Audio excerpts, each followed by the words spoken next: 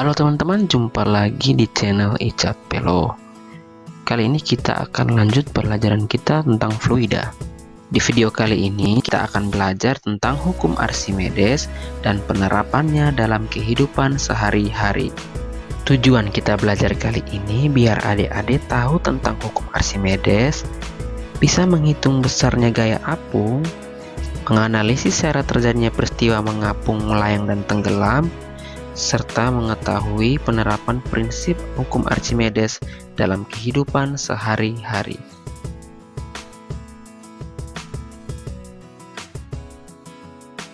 Coba kalian perhatikan dua gambar berikut. Mengapa mengangkat benda dalam air lebih mudah daripada di darat?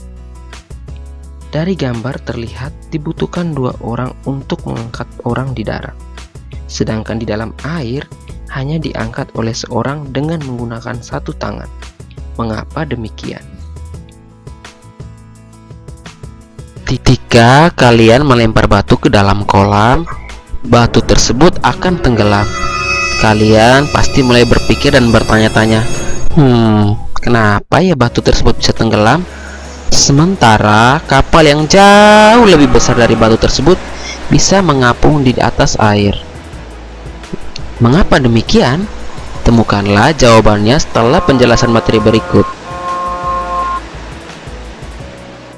Nah, beberapa kasus tadi dipecahkan oleh ilmuwan yang satu ini. Dia mengatakan kalau sebuah benda dicelupkan ke dalam air, baik sebagian atau seluruhnya, maka akan mendapatkan gaya ke atas yang besarnya sama dengan berat air yang dipindahkannya itu.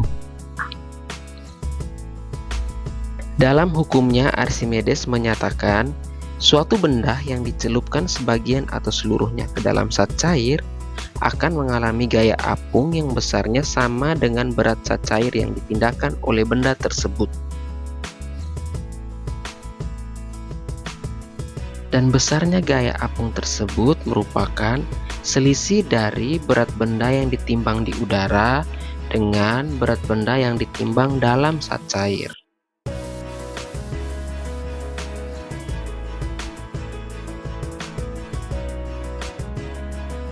Berdasarkan bunyi hukum Archimedes, di mana gaya Archimedes sama dengan berat zat cair yang dipindahkan, maka besarnya gaya apung dapat kita hitung menggunakan persamaan FA sama dengan Rho C kali VC kali G, dengan keterangannya sebagai berikut. Untuk contoh soalnya kita bahas di akhir video ya.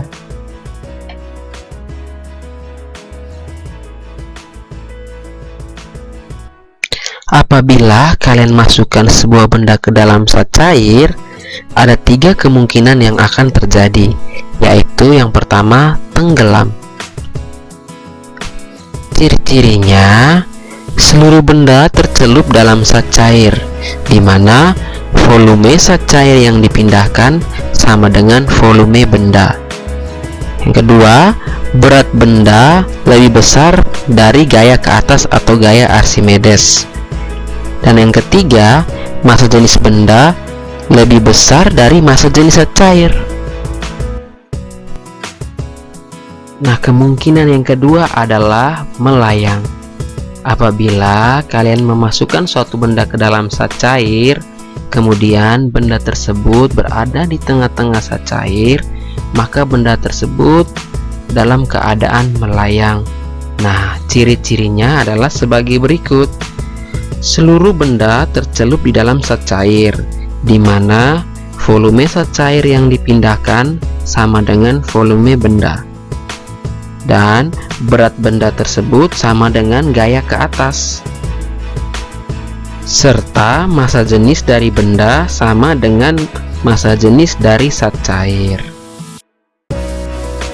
Dan kemungkinan yang ketiga adalah terapung.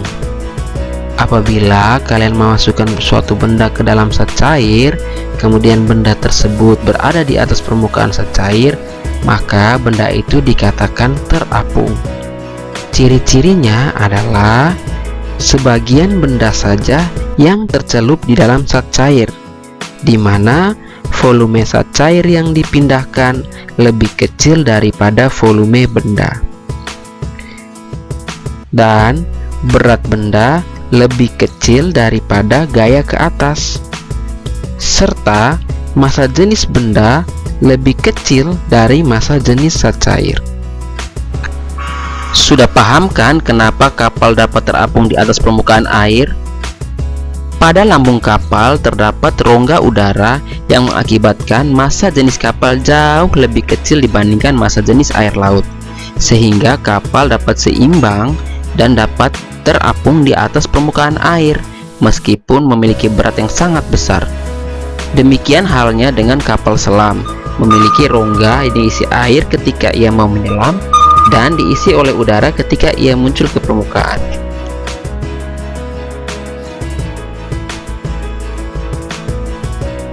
Nah, berikut beberapa alat yang menerapkan prinsip hukum Archimedes. Yang pertama, kapal laut.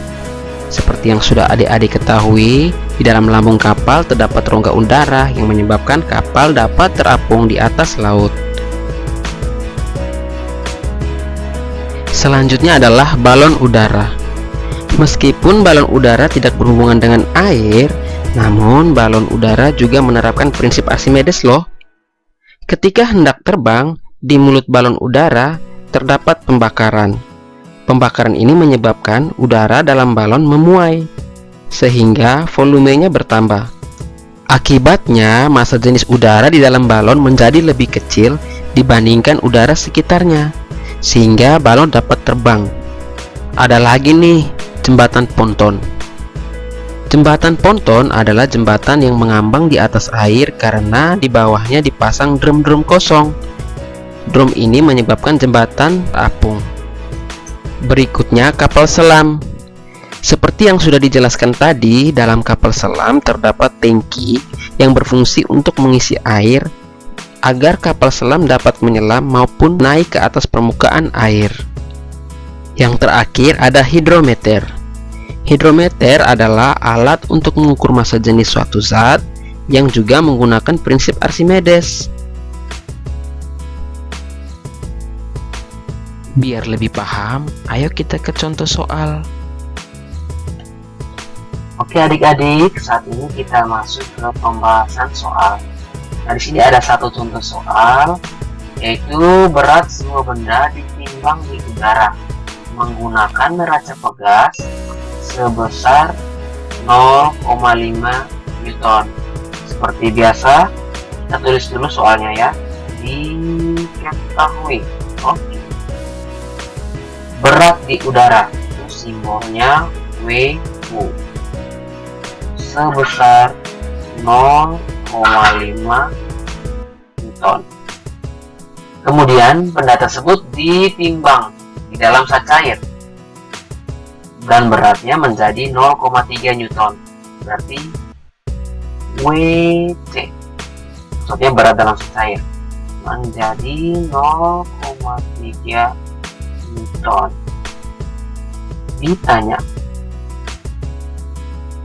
berapakah besar gaya apung? Nah, yang ditanya adalah FA-nya. A sama dengan 8 Newton. Oke, jawab. Seperti biasa, kita tulis rumusnya dulu, yaitu FA sama dengan WU dikurangi WC, sama dengan WU tadi berarti udara adalah 0,5 Newton dikurangi berat di dalam zat cair 0,3 Newton. Maka gaya apung kita bisa hitung 0,5 dikurang 0,3 adalah 0,2 Newton.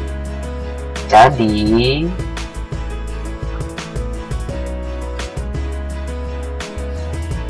besarnya gaya apung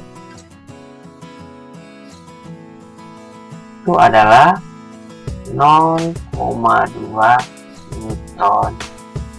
Oke adik-adik, kita masuk ke contoh soal nomor 2. Di sini sebuah batu yang masanya 60 kg. Tapi diketahui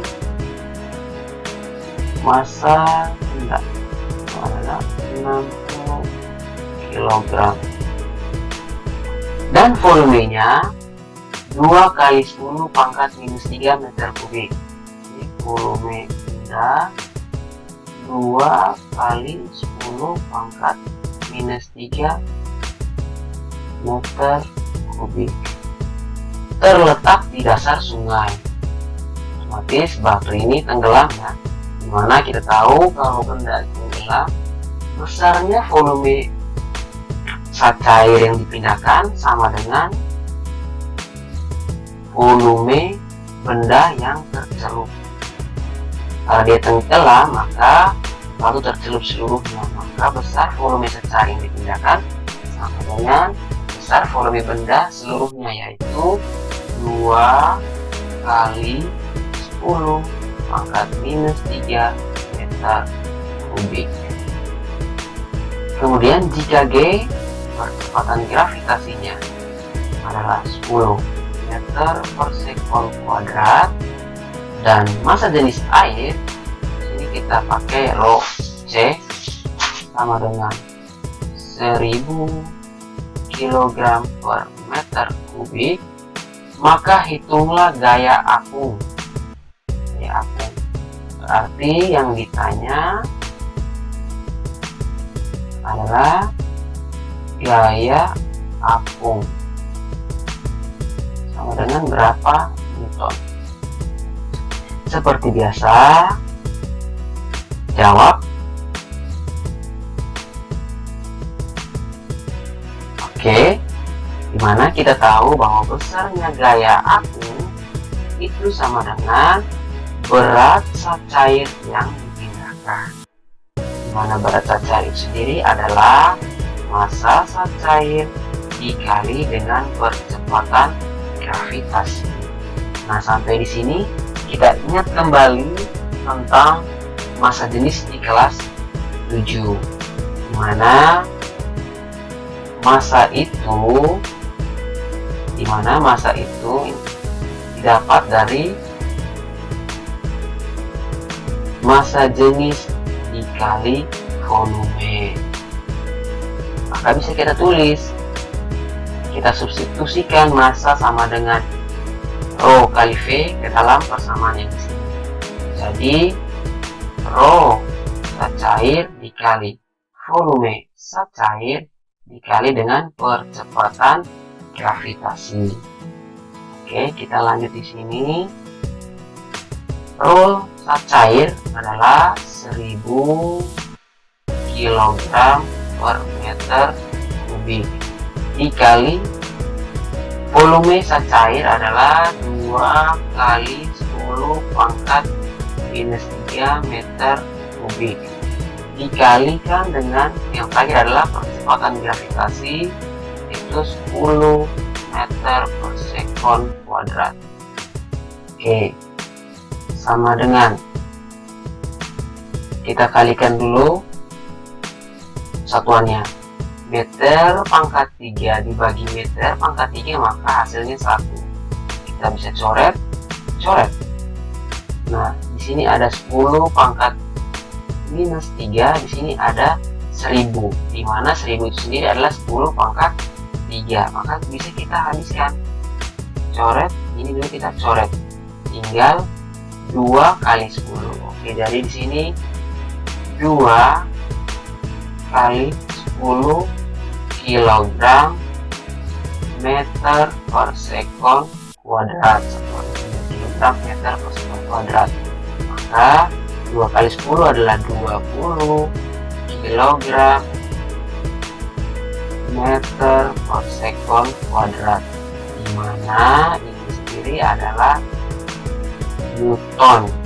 Hasilnya adalah 20 Newton. Jadi besarnya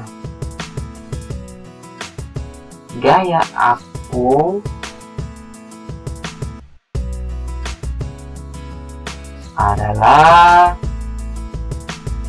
20